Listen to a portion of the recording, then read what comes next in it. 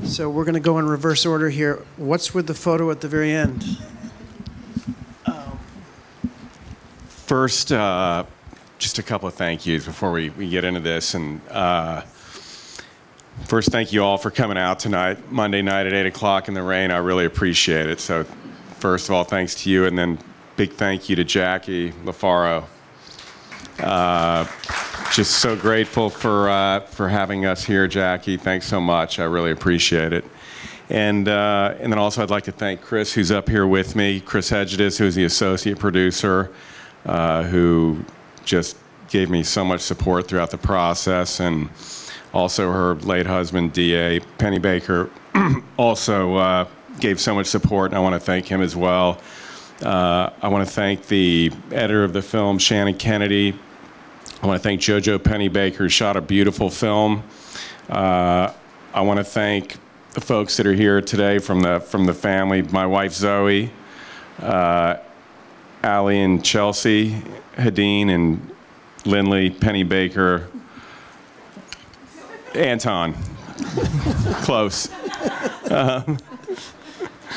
Anyway, so yes. The photo at the end was taken about 10 days after the crash. I was 10 years old. My folks were very close to their folks, and our families were very close. They had a big family. I came from a big family of 6 boys, and so there was a lot of overlap in our age, and we were all very close. Just the families were close, and so about 10 days after the crash, my folks took my brothers and I to Aspen to visit them in the hospital, and so that's how that photo was taken. So your families were close in Houston? Yes. Okay. So let's go forward then to when did you start this journey with them? Was it after the article came out, or was it before that, or how did it work? Andy wrote the article with the intent to write a book. Sort of that was a treatment for what he was hoping would turn into a book, and he was hoping to attract a writer to write his book. Unbeknownst to Andy, and Mark was not aware that Andy was interested in writing a book either, but Mark was also working on a book project himself. So when the article came out, there was a little bit of tension between them, just because Mark was hoping to write a book as well, and said, you know, Andy, you could have told me about this. Anyway, so when I spoke to Andy about it, I actually have a few friends who are writers, so I said, listen, I'll reach out and see if I can help you find somebody to help you write this story. And I was also very surprised that he did write the story. That was also a huge surprise, because of just throughout their lives, they have really sort of kept that whole thing close to the vest and haven't really discussed it with very many people, even as you saw in the film, really between the two of them. Anyway, so after Andy didn't have really success attracting a writer, I thought about the idea of maybe a documentary film, and thought this story would be great as a documentary film. As I reminded Andy that I knew a few filmmakers, and that maybe somebody might be interested in helping from their family. So I reached out to JoJo, and he agreed to shoot it. Mark had a little trepidation with the project, but he ultimately agreed to we decided to go for a week-long shoot, just to see how they felt being in front of the camera, to see what kind of footage we could get, and see if there was a story there. We did a second one, and after that, we all agreed that they felt comfortable doing it. We thought we had a good story, and so we proceeded from there. And they wound up being associate producers on the film, or producers on the film with you. Yes, they were. Okay. Well, they weren't. They were executive producers. Mm-hmm. They weren't producing. It was an unscripted film. They had no feedback on what was going to. They weren't given any feedback about what was going to be in the film about them. And as a matter of fact, the editor of the film did not meet them until April of this year. So their executive producer thing was more of just supporting and backing the film. Right. So So, and then the journey, I mean, after they agreed to be on the film and the trial filming went okay, and then was it, did it automatically turn into, or was it over the course of filming it that it became such a sort of a healing journey and that became part of the story? I think that, yes, I think that's a pretty accurate description. I think what happened when we started filming was just how raw their pain was still, because they had spent very little time speaking about it. And I don't even think they had really even grieved together. So it was apparent from the beginning that there were a lot of raw emotions, things they had never talked about, things they had repressed. And it became a process of sort of purging and healing.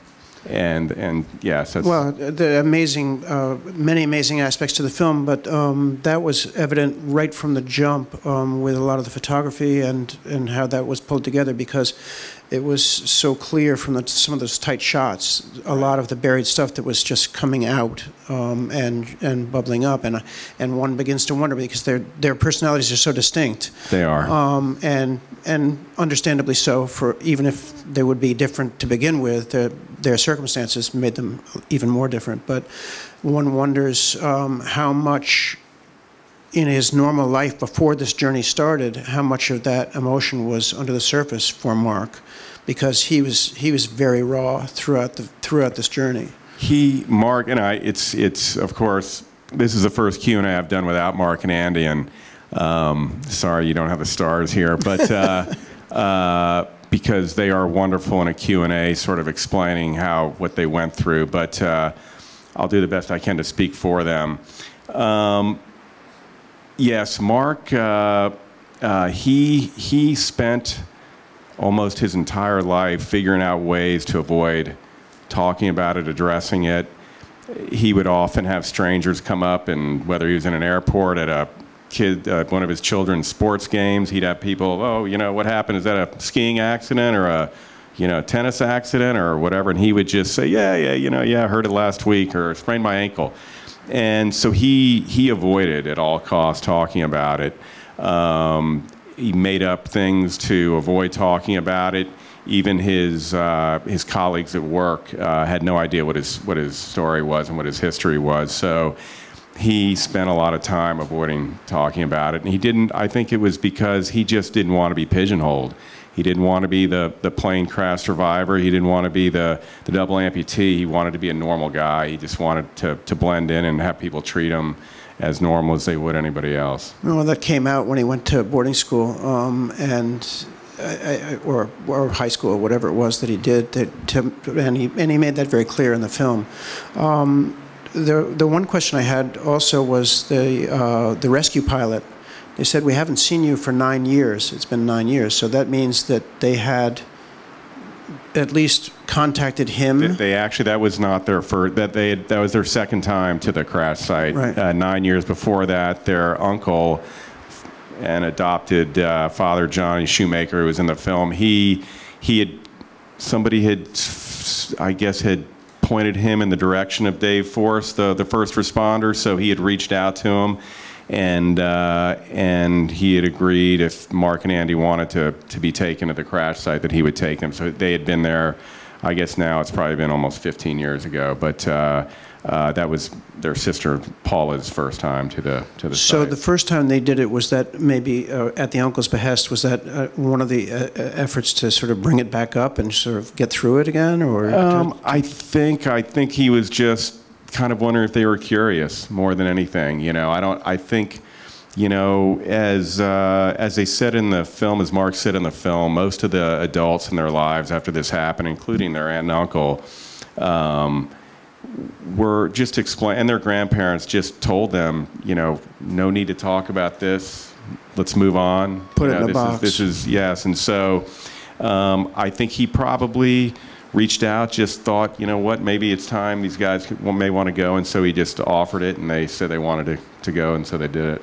So it's the first time filmmaking for you. So do you have any experience before in other people's films or other things that you just sort of wanted to do this, and you said, I've got this great support team around me, so how am I going to do this? Because, I mean, there's so many elements of this, and maybe this comes from Chris's support and other things, but the phenomenal sort of crash footage of the snow and the sounds and the sights and those bits of footage. Well, they're obviously not from a camera recording in the cockpit, but so how do you generate that sort of thing as a filmmaker? So the crash was a difficult thing. We actually, the first iteration of this film had 3 different crash sequences, and let me tell you, it was too many. We did it with a combination of things, but we got a pilot who had a plane, and he took us out and he flew us low. We used drones, and then we had the great sound design in there. So that audio was phenomenal. And some of that was just taken off a commercial flight as well, the beginning of it. But a lot of that was taken. We had a red camera that we had mounted on the wing, and he flew in low, and we zoomed, and that's how we did it. But when it goes to nothing that you can really see anymore, right. And there's sort of sparks flying by, and that the audio is working the way it is. Right. That's very, very compelling. You. So a marvelous job there. Thank you. And then a lot of the other filmmaking techniques that are used, a lot of the dissolves to white in the beginning. There's sort of the snowy whiteout, and then dissolve back into clouds, and the account, the first person account of I heard a groan and I heard that, and then we get the groan. So the sound design really phenomenal, and then the experience of being sort of immobile in the plane and unable to see the rescue planes, but to hear them and everything. It's just really, really compelling filmmaking. So not what you expect from a first-time filmmaker. It's a Rookie of the Year award. Well, thank you. And the score also, I wanted to mention the score because was that original music? Did you get that put to? That was all original. Todd Griffin, T. Griffin, he goes by professionally. He did that, and it was that we chose. We had the John Denver songs that we knew we wanted to use somewhere, and then we used the Brandy song, but not sure if that's going to actually stay in the film, but we'll see. But other than that, it was just, some great work done by T. Griffin, and then in the post-production, our sound in the post-production, we did a lot of that there as well. So when the article came out and you were surprised by it, how much had you been in touch with Andy or Mark? Oh, we're close. We're in touch a lot, yes. We see each other, yep. And which, more Mark or more Andy? I'm closer to Mark. Okay. One of my brothers was Andy's best friend growing up. So. But you've stayed close all the time, all the way through. All the way through. And so. Mark moved to Washington. I lived in Washington D.C. for a long while, and Mark moved there for a bit, and he stayed on my couch for 2 weeks before he got a place to live, That's phenomenal. Well, they're very lucky to have a friend like you, I have to say. Well, I'm lucky to have friends like them. And I guess, that was, since they're not here, I guess, but that is also the 2 people who deserve the biggest thanks are Mark and Andy, and incredibly courageous, incredibly brave to get in front of a camera and tell their story. And I hope I got across just how special a person those two guys are. And Mark is just the way he's handled his situation and the way he's gone through life and the way he's raised his children, and the love that he gives to not just them but all his friends, all his family. It's quite incredible. And in this documentary, but in several others we've seen during the course of the festival, the bearing witness to one's experience is such a healing process, and you gave them the vehicle in which to do that, and Mark is continuing to do that. Andy's doing that, right? Andy's he's going to talk about it. I think Mark is still going to consider, going forward and maybe writing a book. I think the one thing, though, and something I take some satisfaction from, is just how they have changed in their real life. You know, Mark was a very closed person, you know, not always, you know, quick with a smile, a little more formal, you know, in his approach, and you can just see that his shoulders have opened up. He's much more relaxed around people. He's very quick with a smile. He's changed, and I think the film changed him, and I think it's also made. Andy and Mark have always been close, but their relationship and their family's relationship is as close, you know, way better. Even closer. Yeah. And speaking of family, when did you come on board to assist with this enterprise, Chris? Well, John and Zoey were very supportive of my last film, and when John, you know, had the article and was thinking about doing a film, you know, he mentioned it, you know, I think this would be a good story. And so, you know, we were basically just cheerleaders, Penny and I, for a long time, and then just, you know, stepped in further and further just to help the process along, because these films are, you know, kind of made in the editing as well, and there was kind of a process, as John was saying, of what's the film about and how much it was going to be about their journey emotionally, and you know, it became clear that that was really what it was, and you know, just supporting them on this process, and you know, the the idea of, you know, suppressed childhood trauma is such an important issue in this film, and I think that, you know, what John just said about Mark changing, I mean, I could see at the screenings that I've gone to where they've been there and talked about it, he's just seems happy in a way that you don't see. You see that process in the film, but I think you know, it shows that films can be very healing for their subjects as well. Yeah, well, and the wonderful beginning of it, he says they told us to put this in a box, and then he takes the box out, and it's obviously very emotional, but the emptying of the box and the sharing of it with other people, it seems to have opened him up to life, to embracing life in a different way than what he had done, and it's just wonderful to see him at the helm of the vessel there. You know, the cutting back and forth between the little kids at the helm, and then he's got the family on the boat. It's just really, really heartwarming, and to see that is a healing journey. So I wanted to let the audience have a chance to ask you any questions that they have. Do we have anybody want to make a comment? Oh, wait, yes. No, and she's not raising her hand. She's just gesturing wildly. What? Over here, right over here.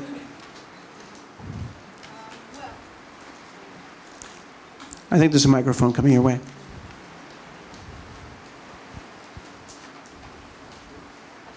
Thanks. I have two questions. One was, before the crash, were the personalities of the boys the same, with Andy being the more ebullient kind of leader of the two, even though he was the younger brother?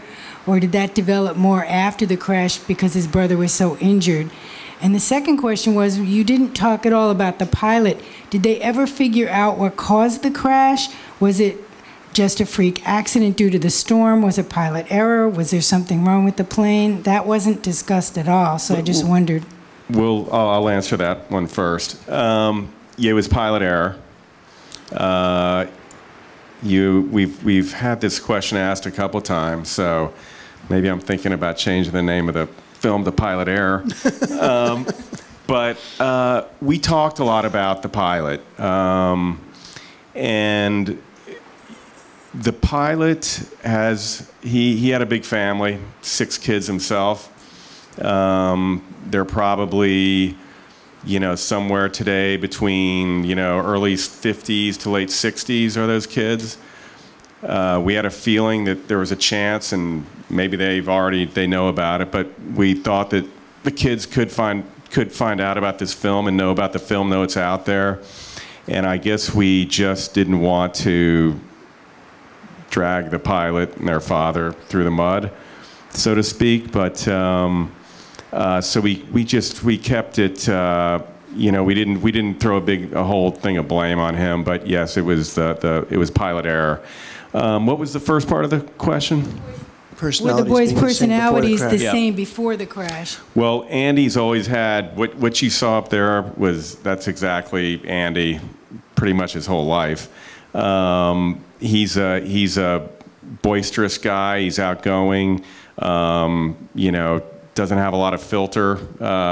Says what comes to his mind. Mark is the complete opposite. Probably thinks in the extra second about everything he's going to say. Really formal, really super, just super polite. You said something about, is he the leader? I don't necessarily think of, they're pretty. There's not really that aspect or element of their relationship or dynamic where there's one that's the leader over the other. Certainly, if you're with them, together, Andy's going to be the more outgoing one, but Andy has a lot of respect for his older brother, so there's, I wouldn't say that there's one leading the other, and I think Mark probably considers himself the leader. Yeah, and you could even see in the footage from before the crash that Andy was the one. He was like more whatever, let's Right. do it, let's go for it. Yep. And Mark was more the, as they said in the film, it's like he had in his mind that he was the man of the family, especially after the crash. But that he was clearly like more solemn or responsible type of guy. And if they were both here today, Andy would be joking up here. Mark would be more serious and but smiling now. Yes, yes, exactly. Do we have anyone else? Oh, here. Hi, great film. I'm from Houston, so awesome. I loved seeing the old footage. But what was that footage? Was that fairly recent? Some of the footage that you showed? In Houston? Uh-huh. Yeah, it was all, in the last five years. Okay. We were talking about how long it takes one of these to make it to film. Did you grow up in Houston? Oh, yeah. Where did you go to grade school and high school? Bel Air. Awesome. Good deal. And Condon Elementary and all that. But Okay, gotcha. Great. So, and so when I heard about her being from River Oaks and everything, and I knew people from River Oaks as well, and it was sort of like homecoming. But one of my questions was the two boys. You talk about the tragedy and childhood tragedies, and both of them had their own scars. I know that Andy, you showed, had a foot, frozen part of a foot, not as bad as Mark. What are they doing with their lives today? You said they have jobs. Yeah. And I just wondered, does that, how much that affects someone? What are they doing exactly? They both work in the financial services industry. What did their father do? Their father was a banker. Ah, okay. That makes sense. So, and Andy lives in Aspen? Andy lives in Aspen, and Mark Has ever since the crash? No, they lived on the East Coast for about 10 to 15 years, probably, in their early 20s through maybe their mid-30s. Mark went to Brown University, and Mark ended up staying in Providence after he graduated, and then Andy ended up moving to Providence. So they lived in Providence for about 10 years, and then Andy Mark moved to Denver first, and then Andy moved to Aspen. Okay, great. One more question, and then we're going to have to wrap it up, or unless we don't have another question, in which case, thank you so much for coming out. Thank you for such a beautiful film. Thank you. It was really good. Thanks so much, Chris.